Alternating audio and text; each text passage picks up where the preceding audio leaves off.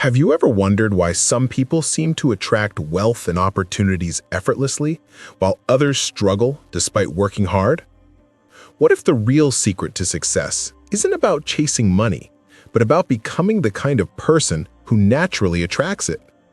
Before we dive in, make sure to subscribe and hit that notification bell so you don't miss more powerful lessons on personal growth and success. Now, let's uncover Jim Rohn's timeless truth. Personal development must come before wealth. 1. Self-improvement comes first. Most people look at wealth as if it is a lottery ticket, something that falls into your lap if you are lucky enough, connected enough, or born at the right time in history. But Jim Rohn shifts the spotlight away from luck and points directly at the individual. Wealth begins with you. If you change, everything around you begins to change. This is not motivational fluff, but a universal principle. Imagine someone who suddenly wins millions in the lottery, but lacks discipline, humility, or financial literacy. Within a few short years, statistics show that most lottery winners end up broke, depressed, or worse off than before. Why? Because while their bank account changed, they themselves did not. Their mindset remained untrained, their habits unrefined, their character untested. This is proof that without inner transformation, outer success cannot last. Real wealth, whether financial or emotional, is sustained only when self-improvement comes first. You cannot permanently hold on to more than you are prepared to manage. A mind that is small, careless, or undisciplined cannot handle big opportunities. That is why personal growth must always precede financial growth. When you invest in yourself, your thinking, your health, your discipline, you build a foundation strong enough to carry wealth, responsibility, and influence. Think of it like building a house. If the foundation is weak, the bigger the house, the faster it collapses. Personal development strengthens the foundation so that when wealth and success arrive, you can sustain and even multiply them. Rohn emphasized that money does not solve problems, it only magnifies who you are. If you are careless, money makes you more careless. If you are disciplined, money allows you to expand that discipline into meaningful investments and opportunities. This is why self-improvement is the true starting point for financial freedom. Wealth is not an event, it is a reflection. It reflects the habits you cultivate daily, the knowledge you accumulate, the discipline you practice, and the integrity you uphold. You can lose money and still gain it back if you have developed the right character and mindset, because you carry the internal tools that recreate wealth from scratch. But if you lose your discipline, your vision, and your self-mastery, no amount of money will ever stay in your hands. Thus, the most important bank account you will ever manage is the one inside your mind. When you grow as a person, you change the gravity around you. You begin to attract opportunities, networks, and resources that previously passed you by. This is why self-improvement comes first. It is not simply preparation for wealth, it is the very root of it. 2. Shaping your identity. Success is not something you chase, it is something you attract by the person you become. This is one of Jim Rohn's most transformative lessons. Think of it this way: if you want to earn more, you must first become more. Too often, people demand external rewards without ever upgrading their internal identity. They want the corner office, but still operate with the habits of an employee who settles for mediocrity. They want financial freedom, but spend recklessly and avoid responsibility. This disconnect reveals a universal truth. Your identity always sets the ceiling for your results.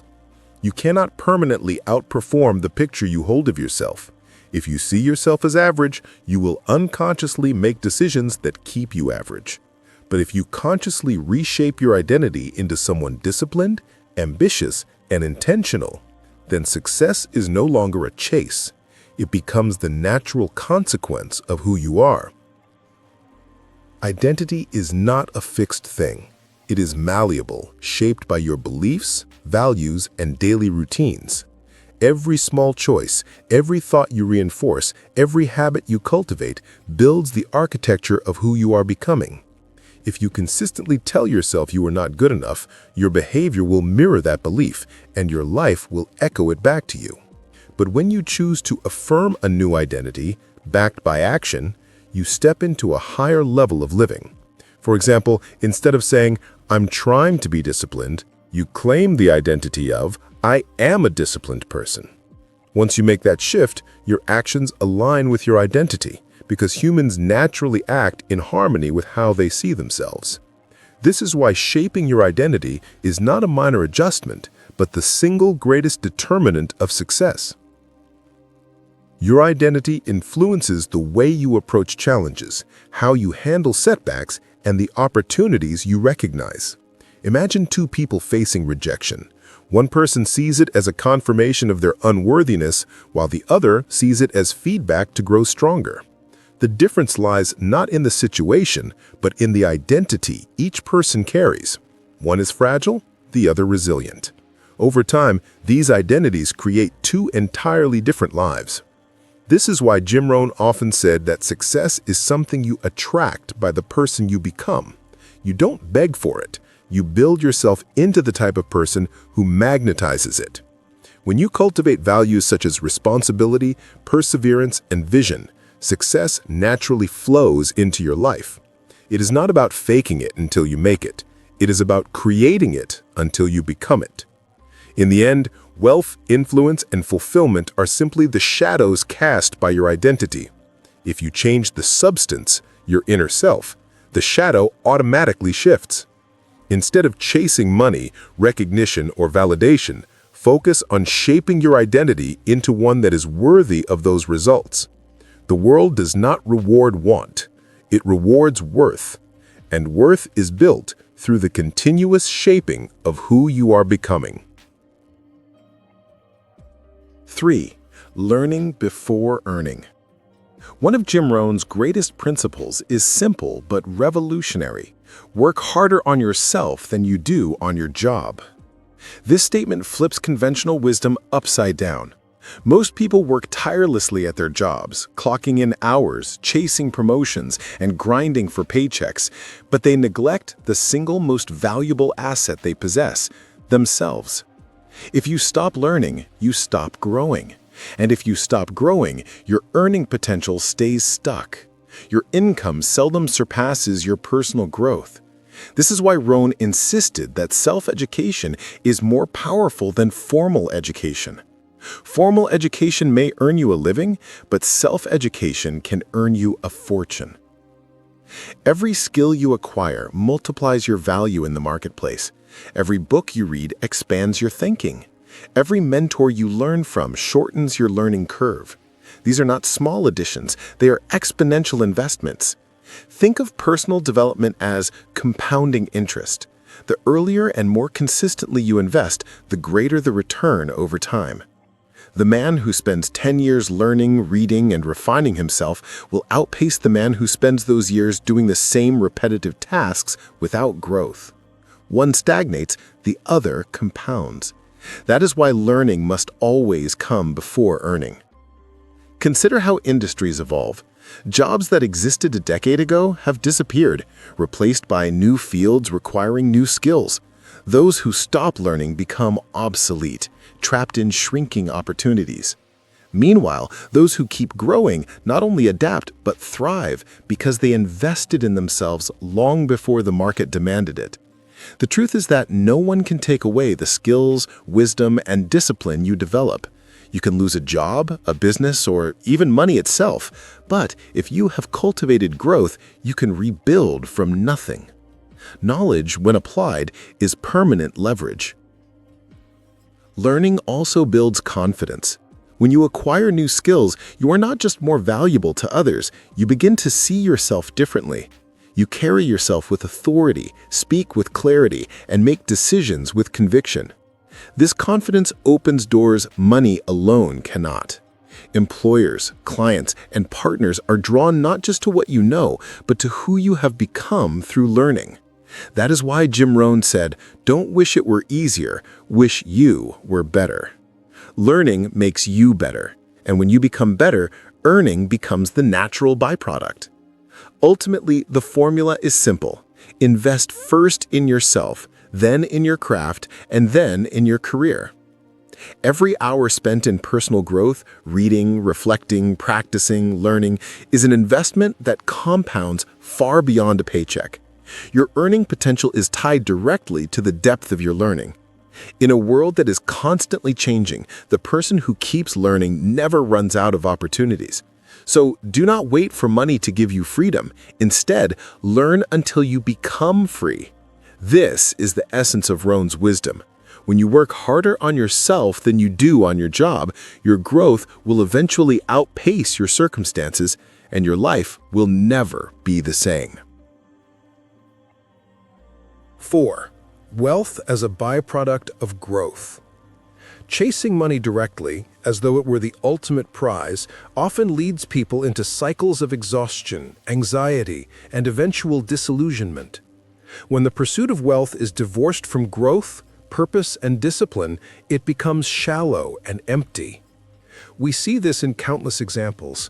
People who finally acquire financial abundance but feel hollow because the wealth was not tied to a deeper evolution of the self.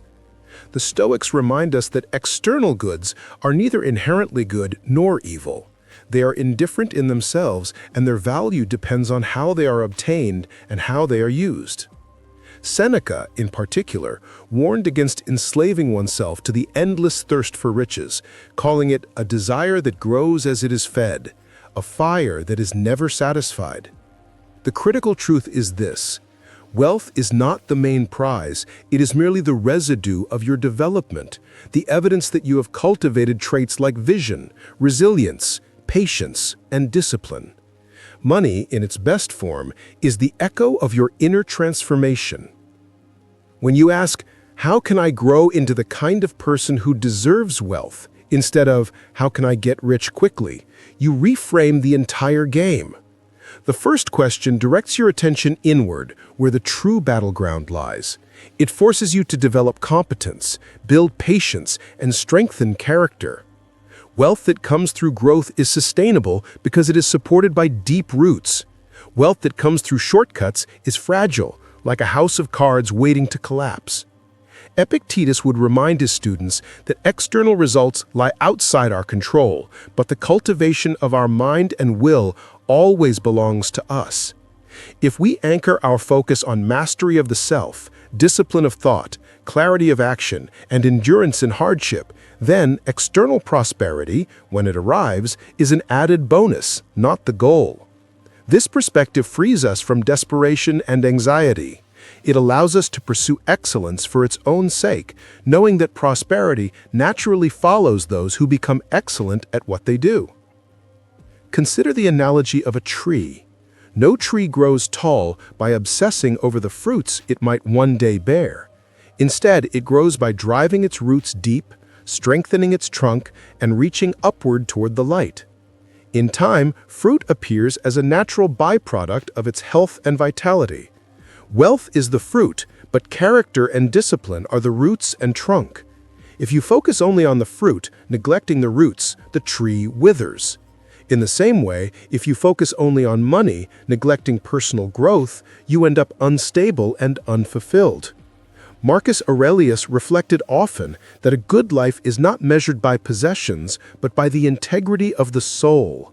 If you align your life with virtue, strength, and wisdom, then wealth, if it comes, finds its rightful place as something secondary, not central. True wealth is therefore not an accumulation of currency, but a reflection of the person you've become. It is the ability to create value, to serve others, and to persist through challenges with resilience. When wealth flows from that kind of growth, it is both more satisfying and more durable. You stop fearing its loss because you know the source of wealth is not outside you, but within you. The character you've built, the skills you've honed, and the clarity of vision you carry forward. And if fortune ever strips away your money, you remain the same person, capable of rebuilding. That is a kind of security far greater than riches alone could ever provide. Wealth, then, is not the destination, it is the evidence that you have traveled the right road. 5. Becoming the person who deserves success. If success were to arrive on your doorstep today, would you truly be ready to handle it? Many imagine wealth or recognition as unqualified blessings, but history and experience teach us otherwise. Sudden prosperity without preparation often destroys rather than elevates. Lottery winners who lose everything within years, young athletes whose careers collapse under the weight of fame, or entrepreneurs who scale too fast without discipline, all these stories illustrate that success in the absence of character becomes a burden too heavy to bear. The Stoics would argue that the problem is not with success itself, but with the unprepared soul that encounters it. For this reason, the wiser path is not to chase success directly, but to cultivate yourself until you are capable of carrying its responsibilities with strength, humility, and wisdom. To deserve success means to become the kind of person who can hold it without being corrupted by it. Seneca observed that wealth can liberate or enslave depending on the character of the one who holds it. Without inner strength, wealth turns into vanity, greed, or fear of loss. But in the hands of someone disciplined and wise, wealth becomes a tool for growth, service, and contribution. So the true journey is not about asking for success, but about preparing for it, by developing resilience against setbacks, clarity in decision-making, and mastery over desires. Success requires a foundation, and that foundation is built long before the rewards arrive. In this sense, the delay of success is often a blessing, because it gives us time to build the strength we will one day need to manage it. Ask yourself, do you want success merely to escape discomfort, or do you want it to magnify your ability to serve and create? There is a profound difference. If your only reason for wanting wealth is to avoid struggle, then when difficulties return, and they always do, you will crumble. But if your desire for wealth is anchored in becoming someone capable of multiplying value, then your success becomes a tool rather than a trap. Marcus Aurelius advised himself to treat every moment as training for the soul. The challenges you face today, whether financial, personal, or professional, are not obstacles to success, but the very furnace in which you are forged into the person who deserves success tomorrow. Without this daily training, success will find you unprepared. With it, success will feel like a natural extension of who you have already become. Ultimately, the goal is not merely to achieve, but to become. When you shift your focus from getting to becoming, you anchor yourself in a process that no external event can take away. Achievements can fade, wealth can be lost, status can crumble, but who you are, the strength of your mind, and the virtue of your soul remains. The Stoics insisted that true success lies in self-mastery because no one can strip it from you. From that foundation, all external success becomes not only more sustainable, but also more meaningful. You no longer fear losing what you have gained, because the source of success is not in the external trophies, but in the internal transformation. To deserve success is to embody resilience, wisdom, and purpose so deeply that when external rewards arrive, they fit naturally into your life, serving as extensions of who you already are rather than replacements for what you lack. So, here's the timeless truth. Personal development comes before wealth. Who you are shapes what you have. If you focus on growth, success and abundance will naturally follow. If this message resonated with you, don't forget to subscribe, give this video a thumbs up, and share it with someone who needs to hear it today. Remember, work harder on yourself, and everything else will fall into place.